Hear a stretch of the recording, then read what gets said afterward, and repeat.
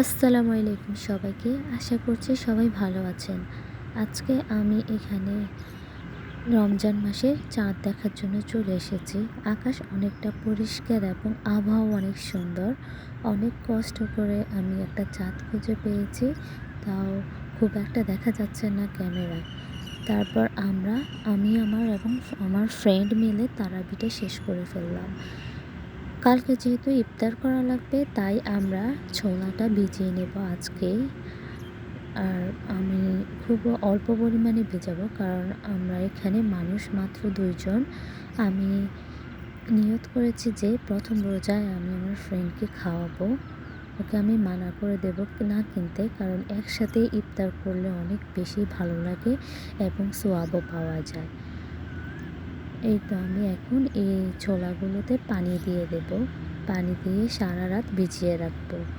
আমি যদিও কখনো এগুলা করি নাই, এবার করব, আশা করি অনেক ভালো হবে।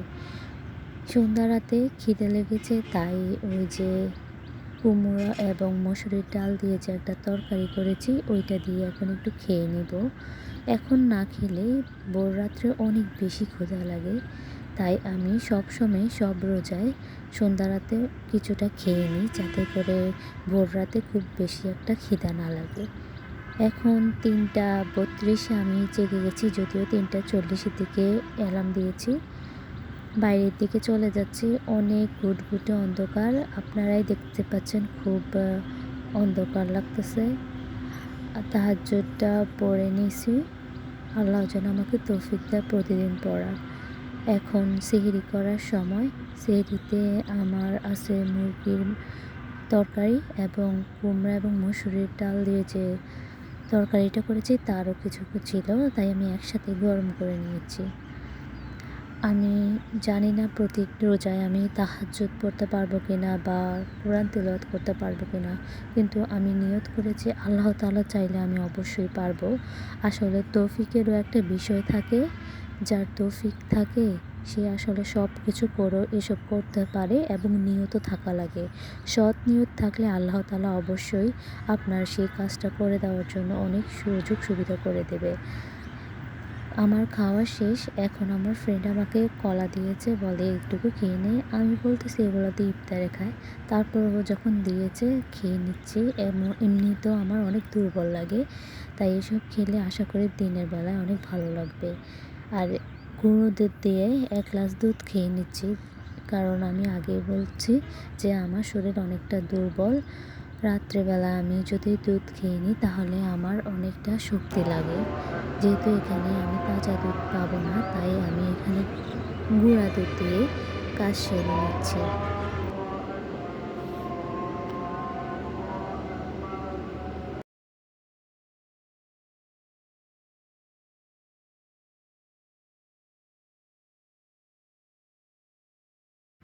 ফজরের আজান দিয়ে দিয়েছে এবং নামাজটাও শেষ করে নিলাম। এখন কোরআন তিলাওয়াত করার পালা। যদিও আমি কোরআন শরীফ এখানে আনি নাই, এখানে একটা ছিল, ওইটাই নিয়ে আসছি। তারপর এখন একটু বাইরের দিকে আসলাম, অনেক অন্ধকার। কিছুক্ষণ পরে আলো ফুটেছে। এখন বাইরে যাব একটু হাঁটাহাঁটি করতে।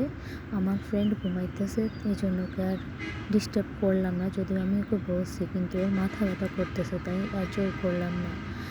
বাইরের পরিবেশটা আসলে অনেক বেশি সুন্দর লাগতেছে। অন্য সময় খুব একটা সকালবেলা বের হওয়া হয় না, কিন্তু আজকে আমার অনেক বেশি মন চাইতেছিল বাইরে আসার, তাই আসলাম। কি সুন্দর পরিবেশ, মাশাআল্লাহ।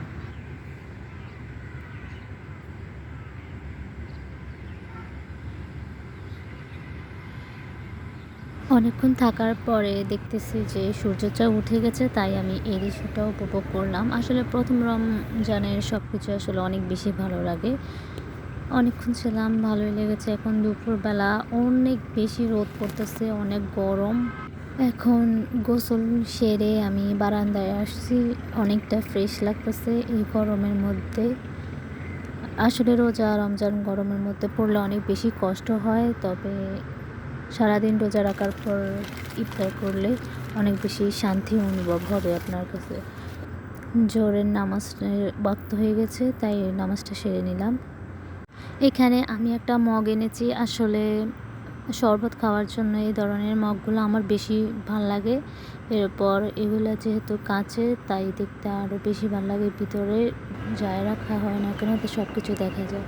তারপর ভাবলাম কিছু বই পড়ি। এই বইটা আসলে আমি আমার এক ফ্রেন্ড থেকে নিয়েছি আর ফেরত দেওয়া হয় নাই। আর এই লাইনগুলো আসলে অনেক সুন্দর। পড়ার সাথে সাথে মনের ভিতরে একটা প্রশান্তি আসে যে যে আল্লাহ তাআলার উপর ভরসা করবে আল্লাহ তার জন্য যথেষ্ট হবে, তার আর কারো প্রয়োজন নাই। যার কল্যাণ আল্লাহ তাআলা চাইবে সারা পৃথিবী তার কল্যাণ না চাইলেও তার কল্যাণই হবে, এমনটা। এখন আমি ছোলা তৈরি করে নেব। সময় প্রায় হয়ে আসছে তাই আমি রান্না বান্নাটা সেরে নেব। জানি না কেমন হবে, ইউটিউব দেখে নিয়েছি এবং ইউটিউবের অনুযায়ী এখন রান্নাটা করতেছি। এইদিকে আমাদেরকে জমা দিতে হবে আমাদের একটা ল্যাব রিপোর্ট এবং অ্যাসাইনমেন্ট। অনেকগুলা লেখা, অর্ধেক লিখে ফেলছি। লিখতে লিখতে আসরের নামাজের ওয়াক্ত হয়ে এসেছে, তাই নামাজটা সেরে নিলাম। এবং বিকেলের পর আমাকে আরও একটু পড়াশোনা করার দরকার ছিল, কিন্তু ইফতারের টাইম হয়ে আসছে তাই একে একে সব কিছু জোগাড় করে নিচ্ছি। প্রথমে পানি, শরবতের জন্য গ্লাস, বুট মুড়ি সবগুলাই একটা জায়গায় এনে রেখেছি। এখন আমার যতটুকু প্রয়োজন ততটুকু ছোলা নিয়ে নিচ্ছি। আর আমার মনে হয় এমনিতেই অনেক স্বাদ হয়েছে, দেখতে অনেক সুন্দর হয়েছে মাশাআল্লাহ। যতটুকু আমার প্রয়োজন আমি ঠিক ততটুকুই নিলাম, পরে আবার খিদে লাগলে খাবো। দোকান থেকে এই বেগুনি এবং পেঁয়াজটা নিয়ে আসছি। আসলে এগুলো বানানোর জন্য উপকরণ আমার কাছে ছিল না এবং এগুলো বানাতে অনেক বেশি সময় লাগে, তাই আমি কিনে নিয়ে এসেছি। দুই একটা জিনিস কেনাই যায়, সবগুলো জিনিস তো আর নিজে বানানো যায় না। তবে আমি চেষ্টা করব সামনের দিনগুলোতে নিজে বানিয়ে খাওয়ার জন্য, কারণ নিজে যা বানাই সেটা অনেক হেলদি হয়। এখানে আমি পেঁয়াজ কুচি করে রেখেছি এবং শসা কুচি করে রেখেছি। আর 2-3টা খেজুর নিয়ে নিচ্ছি, কারণ প্রথমে খেজুর দিয়ে ইফতার করা সুন্নত।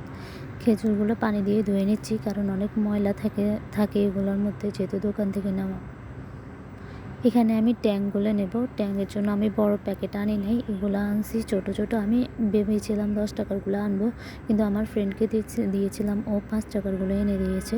আমি ভাবতেছিলাম এগুলো স্বাদ হবে কি হবে না, কারণ দেখে মনে হচ্ছে এগুলোর কোয়ালিটি ভালো না।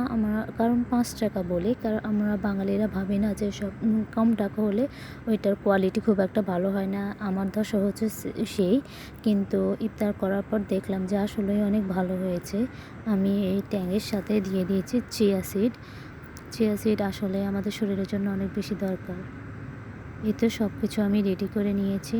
আমার যা যা দরকার, এখন শরবতটা বানিয়ে নেব, কারণ কিছুক্ষণ পরেই আজান দেবে। আশা করি আপনারা আমাকে অনেক বেশি সাপোর্ট করবেন। আমি কিছুক্ষণ ওয়েট করতেছিলাম কখন আজান দেবে।